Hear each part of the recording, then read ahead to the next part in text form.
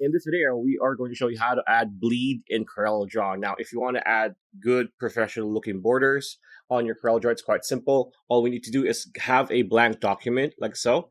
And here you want to click on the rectangle tool twice, so double click it. The reason why we do this is that we create a rectangle shape that covers the entire document. So what do I mean by this? I'm going to show you. Double click. And as you can see, it literally covers the entire shape, right? Right, I'm going to do that again.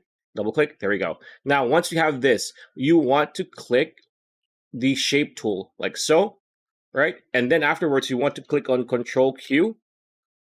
So as you can see, we have the entire thing highlighted in light blue, right? So how do we do the bleed? All we need to do is highlight every corner, top, bottom, left, and right, and then adjust it the way we want to. So I'm going to show you, like, let's go with top, right? And then once you highlighted the top, you can now, with your up arrow key, adjust as much as you want. There we go. Now that we've done the top, let's do the bottom. So highlight the bottom again, and just adjust it, pressing down on the down arrow key, right? Same thing for the right.